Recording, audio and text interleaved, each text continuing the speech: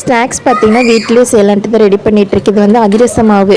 இது வந்து 2 நாள் ஆச்சு செஞ்சு வச்சு 2 நாள் ஆகணும் ஊறணும் மாவு. இது வந்து பெரிய வேலை தாங்க.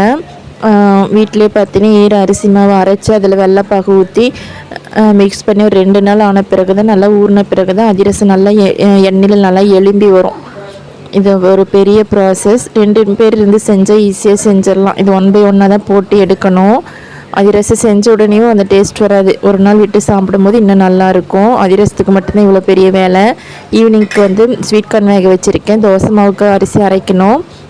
சிங்கில் பாத்திரமாக இருந்தது அதையும் க்ளீன் பண்ணி எடுத்து வைக்கணும். க்ளீன் பண்ணிவிட்டு பசங்களுக்கு ஸ்நாக்ஸ் சாப்பிட கொடுத்துட்டு அதுக்கடுத்த மீன் வயலில் வந்து நான் வந்து அதிரசம் எல்லாமாவும் சுட்டு எடுத்துடலாம் அப்படின்னு சொல்லிட்டு தான் எடுத்துகிட்ருக்கேன். அதுவும் பார்த்தீங்கன்னா 1 டம்ளர் தான் போட்டிருக்கேன். அதே பார்த்தீங்கன்னா இவ்வளோ நேரம் எடுத்துக்கிச்சு. அதிரச மாவு எல்லாமே சுட்டு எடுத்து வச்சிடலாம். ஸ்நாக்ஸுக்கு பார்த்திங்கன்னா சாப்பிட்றதுக்கு வீட்டிலே சாப்பிட்றதுக்கு நல்லாயிருக்கும். கூடவே பார்த்திங்கன்னா ரிப்பன் பக்கோடாவும் செஞ்சு வச்சுருந்தேன். காரமும் இனிப்பு வந்து 2 ரெடி பண்ணி வச்சுருக்கேன். குழந்தைங்களுக்கு பார்த்திங்கன்னா இந்த மாதிரி வீட்டிலே செஞ்சு கொடுத்தா ரொம்ப நல்லாயிருக்கும். இந்த வீடியோ பிடிச்சிருந்தால் லைக் பண்ணுங்கள், சப்ஸ்கிரைப் பண்ணுங்கள். நாளைக்கு ஒரு சம்ஸில் பார்க்கலாம்.